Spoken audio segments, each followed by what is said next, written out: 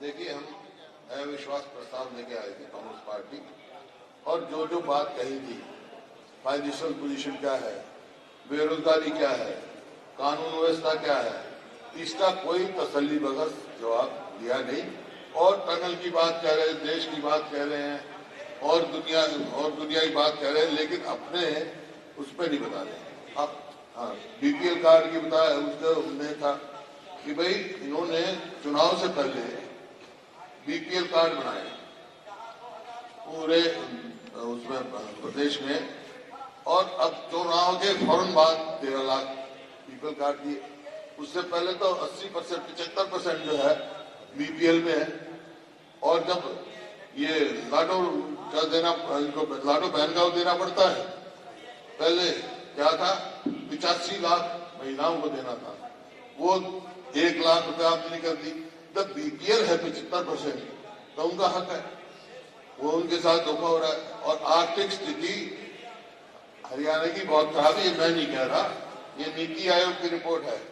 ये Haryana rank 14 out of 18 major state in NITI Aayog physical health index में 14वें number पे फिसदी है। और स्टेट वाइज डेब्ट index Haryana stands eight number 15 among the 18 states. वो कर्जा ले रहे हैं और वो कर रहे हैं। डेब्ट जो जीएसडीडी की रेशो है वो 31% से ज्यादा। आप खुद देख रहे हैं कि प्रदेश की जो है आर्थिक हालात, तो ये इंडस्ट्री यहाँ से छोड़ के जा रही है। ये पहली दफा हुआ है। 2005 से 2014 तक देखो कितनी इंडस्ट्री आई। 2004 से पहले 4000 थी, तो 8000 से ज्यादा ही आई। और अब पिछले 2 साल में इंडस्ट्री छोड़ दी जा रही है। पंजाब में जा रही है और हरियाणा छोड़ी जा रही। क्यों कि यहाँ सुरक्षित नहीं अपने आप को महसूस करते हैं। ये मैं नहीं कह रहा, गृह मंत्रालय की रिपोर्ट है। हरियाणा देश में सबसे ज्यादा असुरक्षित प्रदेश है।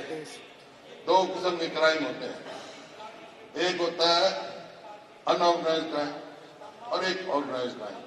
अनऑर्गेनाइज्ड क्राइम होते रहते हैं, हमारे समय में भी कोई भाई भाई का झगड़ा हो गया, कोई टेनेंट का उसका हो गया, ओनर का झगड़ा हो गया है, पानी पर किसी बात में कोई एक्सीडेंट हो गया बाई चांस, वो अनऑर्गेनाइज्ड क्राइम। लेकिन हरियाणा में ऑर्गेनाइज्ड क्राइम सबसे ज्यादा है।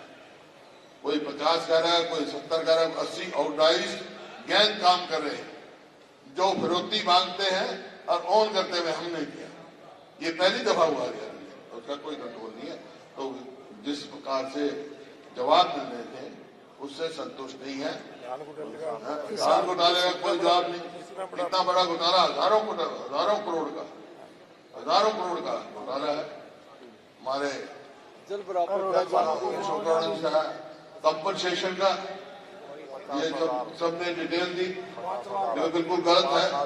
लोगों के खेत डूबे हुए हैं, मतलब 5.5 लाख का वो देना था है। 5.5 लाख किसी चीज का कोई जवाब नहीं दिया। 5 लाख ने अप्लाई किया, 53,000 को दिया। अनएम्प्लॉयमेंट 3% बता दी, जबकि 13% है। नेशनल स्ट्रेटेजी से लिमिटेड की जो गवर्नमेंट की है उसमें 15% हरियाणा दिया, 13.5%। इसी प्रकार से हर उसमें। और आप